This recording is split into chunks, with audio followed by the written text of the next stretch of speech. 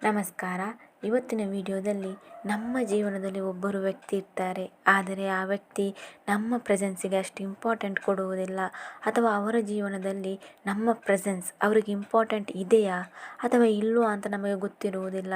ಅಥವಾ ನಮಗೆ ಅವರು ಇಂಪಾರ್ಟೆಂಟ್ ಕೊಡ್ತಾ ಇಲ್ಲ ಅಂತ ನಾವು ಎಷ್ಟು ಸಲ ಹೇಳಿದರೂ ಅವರಿಗೆ ಅದು ಅರ್ಥನೇ ಆಗೋದಿಲ್ಲ. ಅವರು ನೀವು ನನಗೆ ಇಂಪಾರ್ಟೆಂಟ್ ಅಂತ ಹೇಳಿದರು ನಿಮಗೆ ಮಾತ್ರ ಮನಸ್ಸಲ್ಲಿ ಇವರು ನನ್ನನ್ನು ಇಷ್ಟಪಡ್ತಾ ಇದ್ದಾರಾ ಅಥವಾ ಇವರಿಗೆ ನಾನು ಇಂಪಾರ್ಟೆಂಟ್ ಹೌದೋ ಇಲ್ವೋ ಅಂತ ತುಂಬ ಡೌಟ್ ಇರ್ತದೆ ಅಲ್ವಾ. ಸೊ ಇವತ್ತಿನ ವಿಡಿಯೋದಲ್ಲಿ ಅವರಿಗೆ ನಮ್ಮ ವ್ಯಾಲ್ಯೂ ಗೊತ್ತಾಗಬೇಕು ಅಥವಾ ನಮ್ಮ ಇಂಪಾರ್ಟೆನ್ಸ್ ಏನಂತ ಅವರಿಗೆ ಅರಿಯಪಡಿಸಬೇಕು ಅಂತಾದಲ್ಲಿ ಈ ವಿಡಿಯೋವನ್ನು ಕೊನೆ ತನಕ ನೋಡಿ. ಮೊದಲನೆಯದಾಗಿ ನೀವು ಏನು ಮಾಡಬೇಕೆಂದರೆ, ನಿಮ್ಮ ಲೈಫ್ ಹೇಗಿರುತ್ತೆ ಎಂದರೆ ಎಲ್ಲ ವಿಷಯದಲ್ಲೂ ಅವರನ್ನೇ ಸುತ್ತಿಕೊಂಡು ಎಲ್ಲ ಕೆಲಸವನ್ನು ಮಾಡ್ತಾ ಇರುತ್ತೀರಿ ಅಲ್ವಾ. ಯಾವಾಗ ನೋಡಿದರೂ ಅವರ ಹಿಂದೆಯೇ ಸುತ್ತುತ್ತಾ ಇರ್ತೀರಿ. ಅವರು ನಿಮ್ಮ ಹತ್ರ ಹೆಲ್ಪ್ ಕೇಳಲಿ ಬಿಡಲಿ, ನೀವು ಮಾತ್ರ ಹೆಲ್ಪ್ ಮಾಡ್ತಾ ಇರ್ತೀರ ಅಲ್ವಾ. ಹೀಗೆ ಮಾಡಿದಾಗ ಯಾರಿಗೆ ತಾನೇ ನಿಮ್ಮ ಇಂಪಾರ್ಟೆನ್ಸ್ ಗೊತ್ತಾಗಬಹುದು. ಯಾವುದೇ ಕೆಲಸಕ್ಕೆ ಕೈ ಹಾಕುವಾಗ ಅವರ ಒಪಿನಿಯನ್ ಕೇಳೋದು, ಎಲ್ಲಿಗಾದರೂ ಹೋಗಬೇಕಾದರೂ ಅವರ ಒಪಿನಿಯನ್ ಕೇಳೋದು, ಯಾವುದಾದ್ರೂ ವಸ್ತು ತಗೊಳ್ಬೇಕಾದ್ರೂ ಅವರ ಒಪಿನಿಯನ್ ಕೇಳುವುದು, ಡ್ರೆಸ್ ತೆಗೆಯಬೇಕಾದರೂ ಅವರ ಒಪಿನಿಯನ್ ಕೇಳುವುದು, ಅವರಿಗೆ ಇಷ್ಟವಿದ್ದ ಕೆಲಸವನ್ನೇ ಮಾಡ್ತಾ ಇರುವುದು.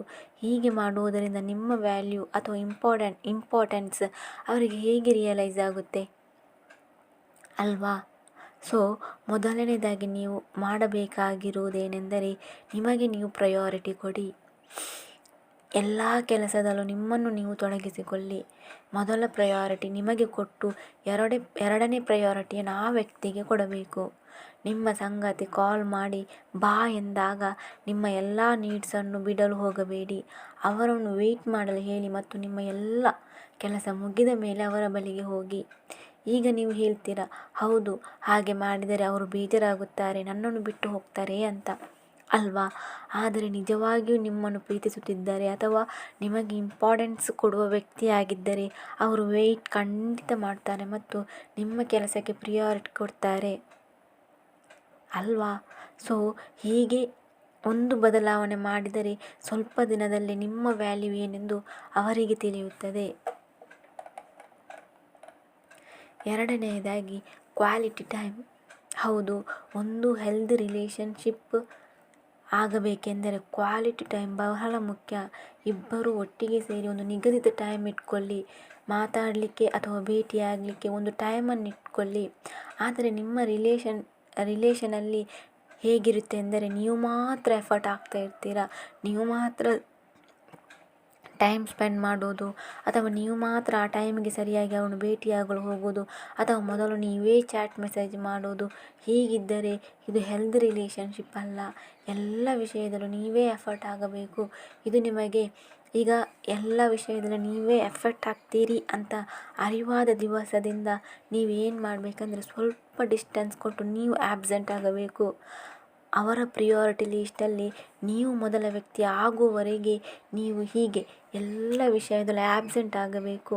ಆ ಕ್ವಾಲಿಟಿ ಟೈಮ್ ಇದೆಲ್ಲ, ಅದು ನಿಮಗೆ ಅವಶ್ಯಕತೆ ಇದ್ದರೆ ಮಾತ್ರ ಅವರನ್ನು ಮಾತಾಡಿಸಿ ಅಥವಾ ಭೇಟಿಯಾಗಿ. ಅವರಿಗೆ ಕೊಡುವ ಆ ಕ್ವಾಲಿಟಿ ಟೈಮನ್ನು ನಿಮಗೋಸ್ಕರ ಬಳಸಿ. ಮೂರನೆಯದಾಗಿ ಅವರ ಕಾಲ್ ಮೆಸೇಜ್ಗಳಿಗೆ ತಕ್ಷಣ ರಿಪ್ಲೈ ಕೊಡುವ ವ್ಯಕ್ತಿಯಾಗಿದ್ದರೆ ನೀವು ಅದನ್ನು ಕೂಡ ಬದಲಾವಣೆ ಮಾಡಬೇಕು. ಕಾರಣ, ಫುಲ್ ಟೈಮ್ ಅವರ ಜೊತೆ ಸಮಯವನ್ನು ಪ್ರೊವೈಡ್ ಮಾಡ್ತಾ ಇರುವುದು, ಬೆಳಿಗ್ಗೆಯಿಂದ ರಾತ್ರಿ ಮಲಗುವವರೆಗೆ ಎಲ್ಲವನ್ನು ಅವರಿಗೆ ಅಪ್ಡೇಟ್ ಮಾಡ್ತಾ ಇರುವುದು. ಹೀಗೆ ಮಾಡುವುದರಿಂದ ನಿಮ್ಮ ಪಾರ್ಟ್ನರಿಗೆ ಸ್ವಲ್ಪನೂ ನಿಮ್ಮ ಬಗ್ಗೆ ಕ್ಯೂರಿಯಾಸಿಟಿ ಇರಲ್ಲ. ಮಾತ್ರವಲ್ಲದೆ ಹೀಗೆ ಮಾಡುವುದರಿಂದ ಅವರಿಗೆ ನೀವು ಯಾವತ್ತೂ ಫ್ರೀಯಾಗಿರುತ್ತೀರಾ, ನಿಮಗೆ ನನ್ನನ್ನು ಬಿಟ್ಟು ಬೇರೆ ಯಾವುದೂ ಇಂಪಾರ್ಟೆಂಟ್ ಇಲ್ಲ, ಇವರಿಗೆ ಟೈಮ್ ಕೊಟ್ಟರೂ ಕೊಡದೇ ಇದ್ದರೂ ನಡೆಯುತ್ತೆ ಅಂತ ಅನ್ಕೋತಾರೆ. ಒಂದು ವೇಳೆ ನೀವು ಫ್ರೀಯಾಗಿದ್ದ ಟೈಮಲ್ಲೇ ಅವರಿಗೆ ಕಾಲ್ ಮೆಸೇಜ್ ಮಾಡ್ತಾ ಇರಬಹುದು. ಆದರೆ ನಿಮ್ಮ ಅಪೋಸಿಟ್ ಇರುವ ವ್ಯಕ್ತಿಗೆ ಅದು ತಿಳಿಯಬೇಕೆಂದರೆ ನಿಮ್ಮ ಫ್ರೀ ಟೈಮನ್ನು ನಿಮಗೋಸ್ಕರ ಬಳಸಿ ಮತ್ತು ಅವರಿಂದ ಸ್ವಲ್ಪ ದೂರವಿದ್ದು ನೋಡಿ. ಅದನ್ನು ಬಿಟ್ಟು ಆಲ್ ಟುಗೆದರ್ ಆಗಿ ಎಲ್ಲವನ್ನು ಅಪ್ಡೇಟ್ ಮಾಡ್ತಾ ಇದ್ದರೆ ಅವರಿಗೆ ಕ್ಯೂರಿಯಾಸಿಟಿ ಇರಲ್ಲ ಮತ್ತು ನಿಮ್ಮ ಹತ್ರ ಗಮನ ಕೂಡ ಕೊಡಲ್ಲ. ಯಾಕೆಂದರೆ ಯಾವ ವಿಷಯ ಕ್ಯೂರಿಯಾಸಿಟಿ ಆಗಿರುತ್ತೆ ಅದರ ಬಗ್ಗೆ ಹೆಚ್ಚು ಗಮನ ಹೋಗುತ್ತೆ ಅಲ್ವಾ. ಸೊ ನೀವು ಏನು ಮಾಡಬೇಕೆಂದರೆ ಅವರ ಕಾಲ್ ಮೆಸೇಜ್ ಬಂದಾಗ ಸ್ವಲ್ಪ ಟೈಮ್ ತಗೊಳ್ಳಿ, ನಂತರ ರಿಪ್ಲೈ ಮಾಡಿ. ಅಥವಾ ಕಾಲ್ ಮೆಸೇಜ್ಗಾಗಿ ಒಂದು ನಿಗದಿತ ಟೈಮ್ ಇಟ್ಕೊಳ್ಳಿ, ಹಾಗೂ ಕೂಡಲೇ ರಿಪ್ಲೈ ಕೊಡುವ ವ್ಯಕ್ತಿ ಆದಲ್ಲಿ ಸ್ವಲ್ಪ ಬದಲಾವಣೆ ಮಾಡಿ. ನೆಕ್ಸ್ಟ್ ಏನೆಂದರೆ ನಿಮ್ಮ ಕಾನ್ಫಿಡೆಂಟನ್ನು ಶೋ ಆಫ್ ಮಾಡಬೇಕು. ಅಂದರೆ ಆ ವ್ಯಕ್ತಿ ಇಲ್ಲದೆ ಕೂಡ ನಾನು ಹ್ಯಾಪಿಯಾಗಿರ್ತೀನಿ ಅಂತ ಅವರಿಗೆ ತೋರಿಸಬೇಕು.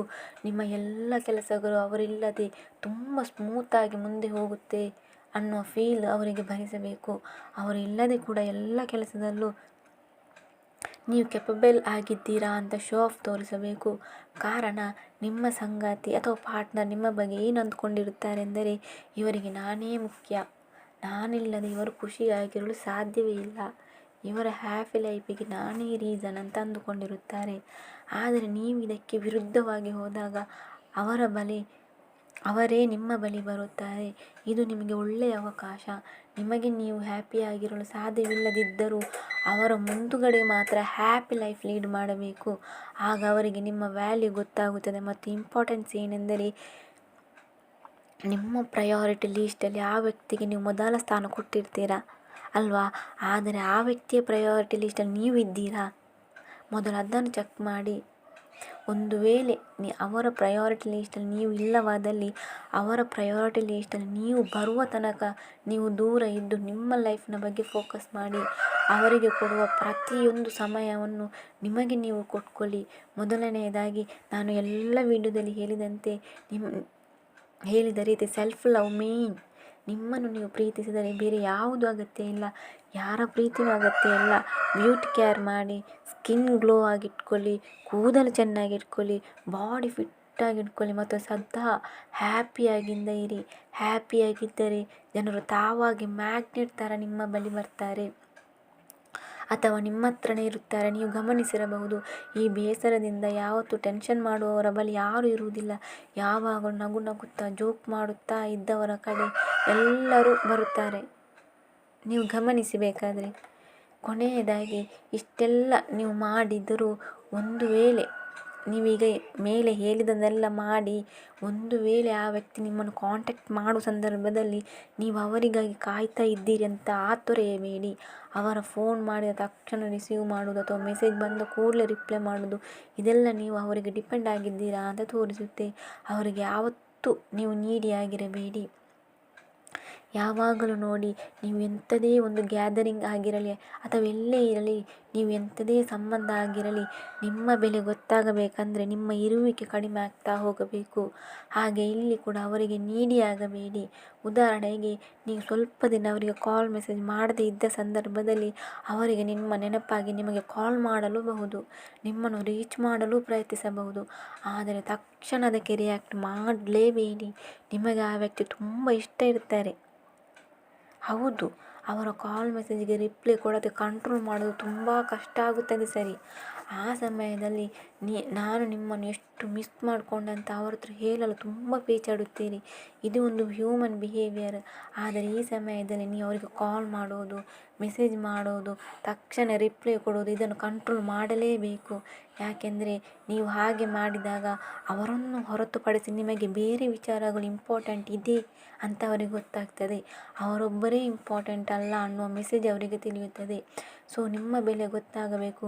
ನಿಮ್ಮನ್ನು ಯಾರಾದರೂ ವ್ಯಾಲ್ಯೂ ಮಾಡಬೇಕಂದರೆ ನಿಮ್ಮ ಲ್ಯಾಕ್ ಆಫ್ ಪ್ರೆಸೆನ್ಸನ್ನು ತೋರಿಸುತ್ತಾ ಹೋಗಬೇಕು ಅಂತ ಹೇಳುತ್ತಾ, ಈ ವಿಡಿಯೋ ನಿಮಗೆ ಇಷ್ಟವಾದರೆ ಒಂದು ಲೈಕ್ ಮಾಡಿ ಮತ್ತು ಚಾನಲಿಗೆ ಸಬ್ಸ್ಕ್ರೈಬ್ ಮಾಡುವುದನ್ನು ಖಂಡಿತವಾಗಿಯೂ ಮರೆಯಬೇಡಿ.